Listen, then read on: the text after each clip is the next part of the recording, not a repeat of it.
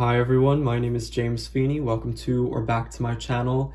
Today I want to revisit the Celtic Cross.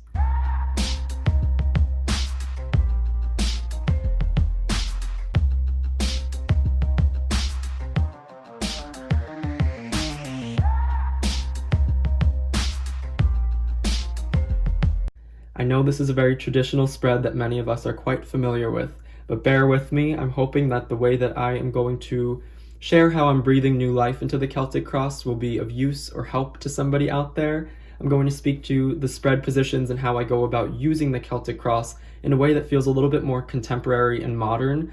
And for me, that personally has helped to mitigate and dispel some of the feelings of rigidity that I know the Celtic Cross can sort of engender. So without further ado, we'll get right into it.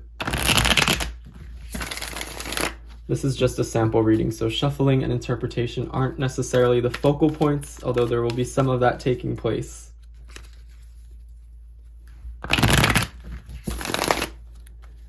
So the way that I primarily use the Celtic Cross now would actually be for general readings or general inquiries, especially with clients. I find that it helps me to get acquainted with a client and understand where they're at and what's going on, a little bit of their past history, and then letting me know where it is that they're likely to go or where they'd like to go. So getting into it, the actual spread itself is going to look quite the same, but I'll speak to the way that I use it. So there are times when I will go about the spread and I'll lay all of the cards down, face down, and I will flip them over as I approach them, so to speak. So the reading sort of unfolds by each card. So there are times when I do it that way. There are other times when I will lay down all of the cards face up, and that way I can see what's going on across the board, so to speak, and I can look for patterns and sort of the amount of certain suits, and if there's a lot of court cards and majors, and I can sort of look for color correspondences. So it definitely depends on the circumstance if I'm going to lay the cards all face up or sort of as we go and see how things unfold. For the sake of this one, I'll put them all face up. And that way everything is sort of visible right off the bat. And I do like this sort of transparency that laying all of the cards face up right from the get-go provides. I think that there's a little bit less mystery, so it can be a little bit relieving for a client or for yourself if you get to see everything all at once. Although if you don't like what you see, maybe there isn't a relief there. So I'm trying to make sure all of this fits within the frame. Let's see. So flipping it over in this way, laying them all face up, to me creates more of an open dialogue. There's questions that can be asked. Everything is sort of clear and open between you and a client or a querent, and also you and yourself. You're not waiting for something to sort of catch you off guard. And right away you can start to look for patterns. You can see if there are court cards and where they're placed, where are the majors. And the way that I like to look at this, although there are specific spread positions, is really through a more fluid lens. I tend to think of this middle pillar here as representing the present in different degrees, this being a sort of deeper aspect of the present, something that's more constant and intrinsic.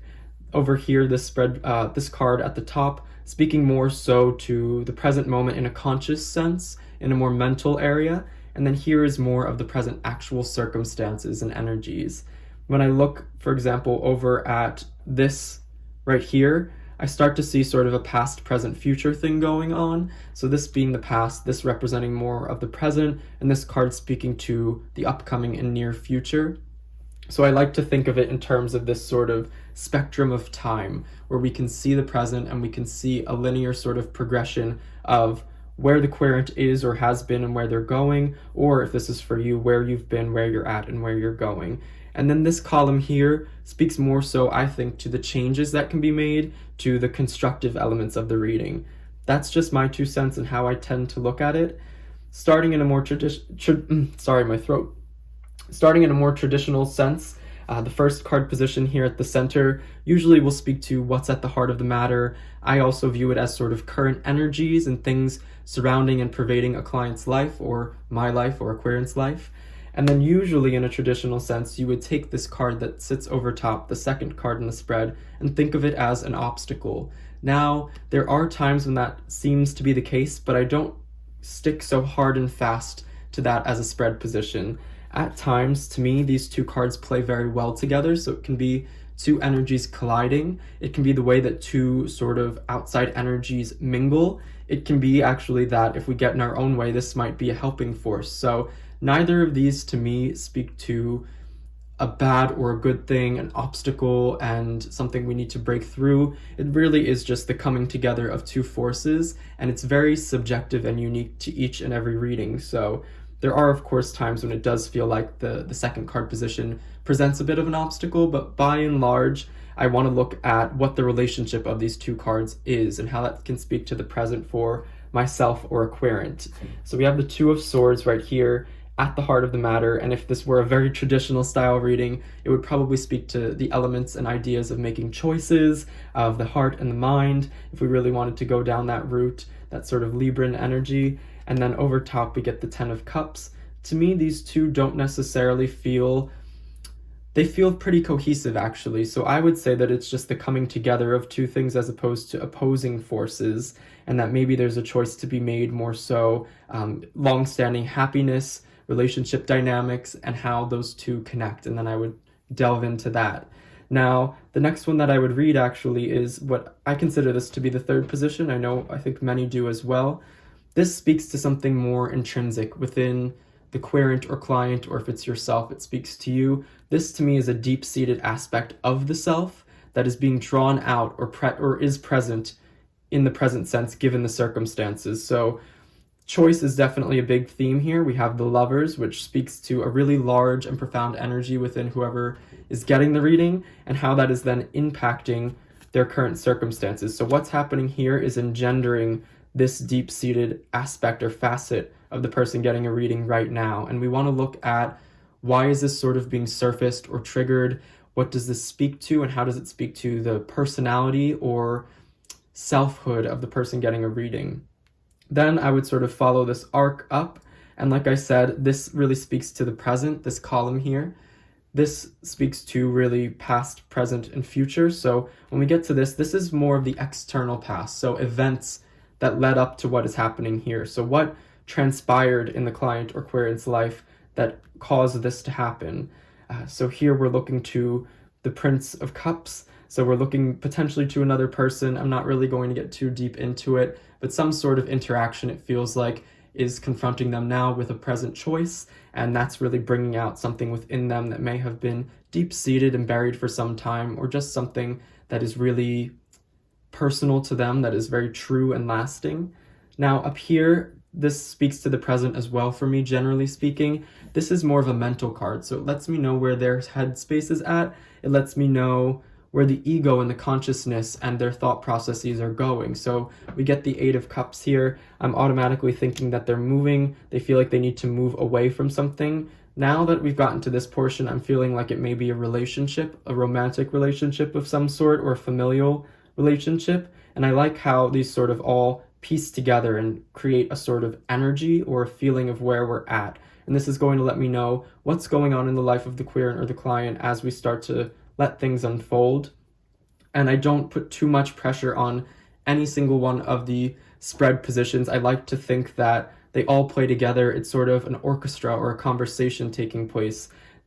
There's no single right or wrong way to interpret any of these cards. And sometimes I almost view the surrounding cards here as planets orbiting the current and present circumstances. So what's going on in the orbit, and how can we use that or look to it for answers and insights as to what is going on now.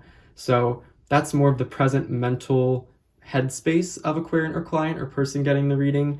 Then we would move over to this near future position that is quite traditional in depicting the near future of where things are headed. Now, the way that I read future or predictive positions in any given tarot spread is, I like to preface it by saying that for me it's a bit of a forecast, like the weather. So based on choices and decisions and actions, that is what the future shows. So this is subject to change.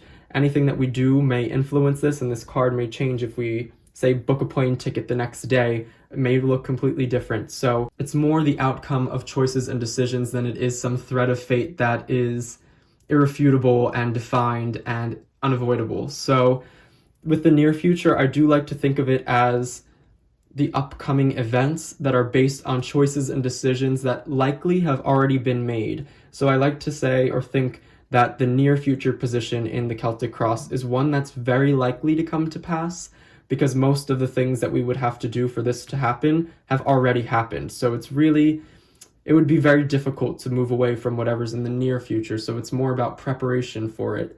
So we get the Hermit card here, another major card. So we're looking at major transitions in somebody's life revolving relationships, and the fact that they were in the headspace of potentially moving away from somebody. And we see this Knight of Cups here. We have a decision to be made that impacts long-term happiness, and the Lovers really being drawn out. I get the feeling that there's the ending of some sort of relationship here, and so that's what's going to take place next. And the Hermit is really significant in terms of the energy and where the querent or client is moving toward and what they need to learn and what's likely to come to pass for them. So it lets us know where there's which sword, so to speak, holds the decision that they're most likely to make.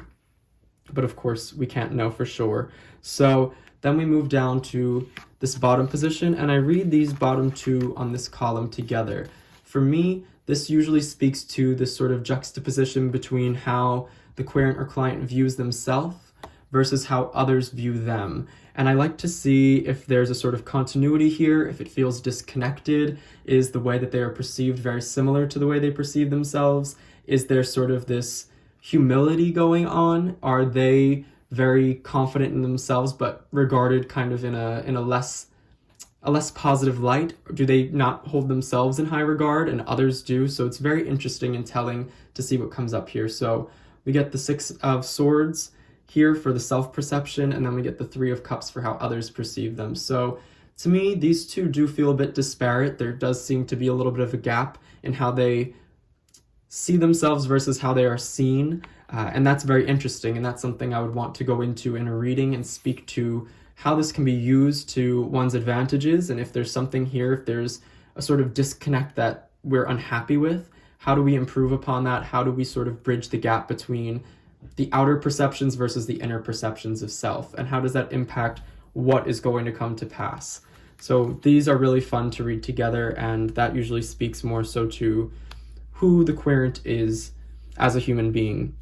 Now, I like to call this card up here a card of manifestation. I know in many traditional Celtic crosses it speaks more so to hopes and fears, and I would say that I do read it a bit in that way, but I like to think that our hopes and fears and outlook influence the way that anything happens in our life. Are we more fear-based mentality? Are we an optimist who's always striving for the best and believes that the good will prevail? Are we more of a pessimist, thinking that things are likely to go wrong? And I think based on that viewpoint and what comes up here, we know sort of the ideologies, we can investigate the ideologies and life outlook that a querent takes. And the way that we look at life really does impact the way that things come into being, the way that we're likely to interact with the world, and that then turns into how things manifest. So that's why I call this usually a card of manifestation.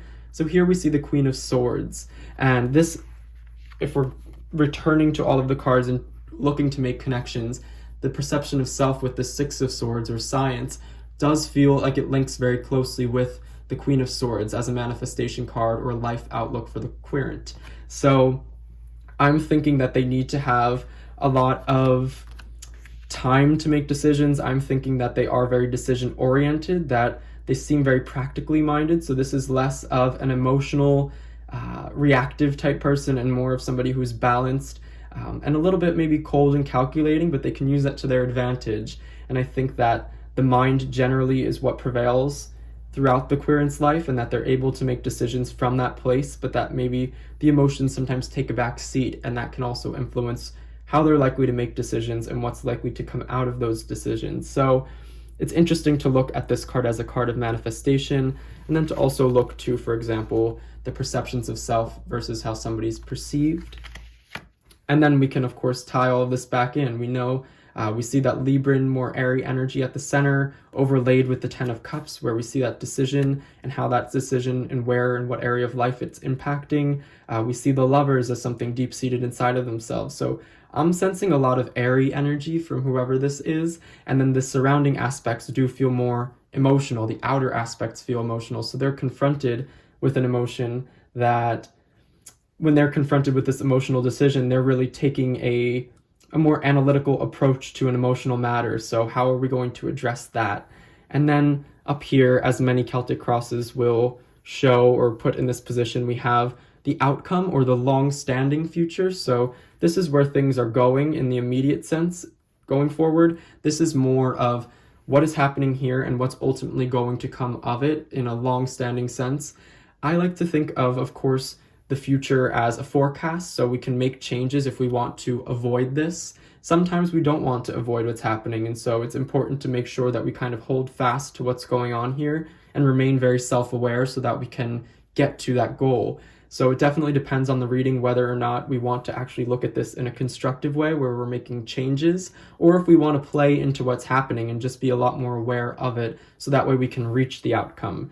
So because this is so far off, or at least it's farther off than that near future, we have time to make choices. We have time to change things. So this is very variable. I like to think of it as one that is pretty unstable. It hasn't been locked in quite yet. And here we get the Tower. So it does feel like the mind is going to win out, and that the relationship and the decision and almost like the choice has already been made, but it's yet to be implemented. And that's the way that I'm looking at this. And it's interesting to see how the cards play together and the fluid progression of the past into the present with the future. We take a look at the perceptions and sort of follow the arc up into an area where things are still a little bit nebulous. And when we look to the present, what that speaks to in terms of the querent and where they're at this juncture in their life. That's often a very common way that I will read the Celtic Cross. And if this is a longer reading with a client, this will usually comprise the first portion of the reading, and then based on what we delve into here and what comes into the light, we will use the second portion of the reading to investigate that further if it were a general inquiry. And then of course, if there are questions or facets of this that feel really like they're reaching out, we might want to actually pull more cards or investigate those further. Of course, there are other ways to go about the Celtic Cross. There are times when I will feel very called to start the reading much like this, and I can't exactly explain why. For certain circumstances, certain clients, for myself, there are times when I prefer actually the mystery of all of the cards being flipped with their backs to me, and that I slowly sort of unfold the story as I go and think about that card very much in its own right without drawing as many connections right away. Definitely depends. And then there are often times when I will go through the operation of finding a significator card for a client or a querent, and the way that I go about that is a bit traditional, but in a more abridged version, I will lay out the sort of 4 elemental or suit-related piles, ask them for their sun sign, find their astrological corresponding significator card, see what pile it's in, and that pile can then add another layer to the reading. Say they're in the water or the cups pile. I know that, of course, we're going to be addressing a more emotional matter, and that would actually influence the way that I read the relationship present here and the decisions to be made. So there are a lot of things you can add and tweak in terms of the Celtic Cross. I thought I would just share the way that I've been using it lately. I love the way that every single time for me, it's a bit different, and the spread positions are not so fixed. I think the way that I can then interpret something a little bit differently and choose to see whatever is present as something completely different from what I would say a sheet that has the Celtic Cross on it might suggest. To me, I find that very empowering. So I think some of these more traditional spreads do have a lot to offer, and I think if we revisit them and choose to modernize them, or I would say modify them to fit our needs, that there is still a lot of life and beauty within that sort of tradition, like the Hierophant and the breaking of traditions. So I hope that was helpful. I'd love to know who out there uses the Celtic Cross, what your version of the Celtic Cross looks like. Do you follow a more traditional style? Is yours very fluid and changing and different from a traditional Celtic Cross? And what other traditional spreads have you sort of modified for your own use? So I hope you are all well. Like and subscribe if this was fun or interesting, and until next time, bye.